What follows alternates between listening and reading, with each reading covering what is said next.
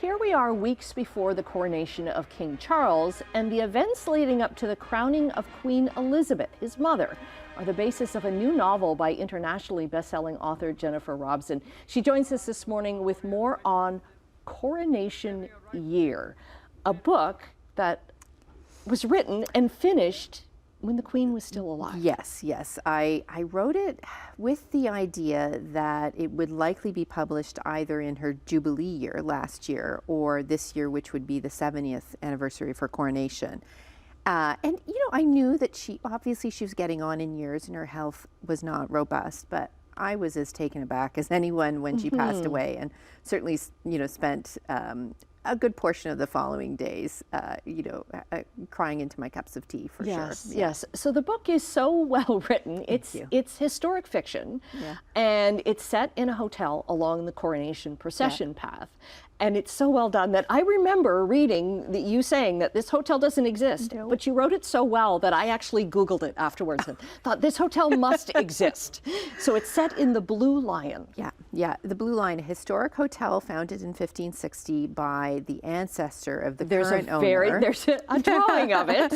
And the current owner at the time of the book taking place in 1953 is Edie Howard. She's the last of the Howards. She's desperate to keep her hotel open. It's kind of lurched from crisis to crisis through the centuries.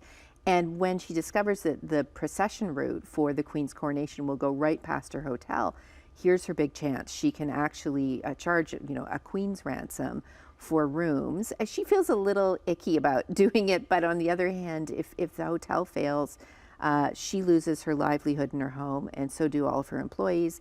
And then she has some, I call them her waifs and strays, people who've been living as boarders for years and have nowhere else to go. So that's what impels her to, charge his fortune for rooms. And so we follow her story and that of two of the boarders, both of whom are in London to document the coronation in different ways. One's a photographer and the other is an artist. And I like the different arcs of the stories too, because with the photographer, she's a young woman from Italy. Her parents have gone through the Holocaust, and she has this terrible, past to realize. And then the artist faces a lot of racism because of the color of his skin, even though he's from Scotland. Everybody asks, where are you from? So there's so many modern themes in this as well. Well, because Britain in 1953 was a rather more modern place than I think we often realize. And it was a diverse place. And it felt to me really important to include a character such as Jamie, someone who was... Who's the artist. Who's the artist. James Geddes, war hero, and an artist who's been commissioned to paint the Queen on Coronation Day.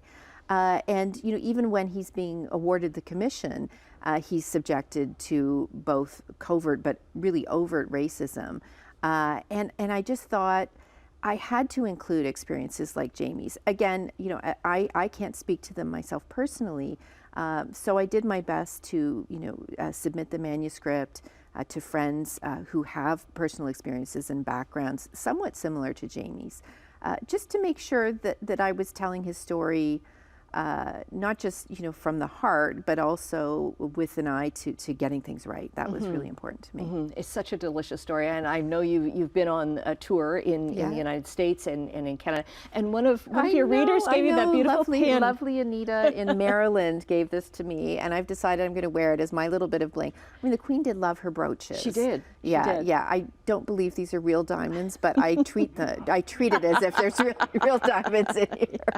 Well, your Instagram is a real gem because you've got so many details of your research that you did for the book, and then also the coronation of King Charles coming up. So we've run out of time, but I really want to push people to follow Jennifer on Instagram because it's awesome, and read this book because it's delicious. Oh, thank you so much. Thank you. And we'll get the details up on our website at chch.com/morninglive. Coronation Year by Jennifer Robson.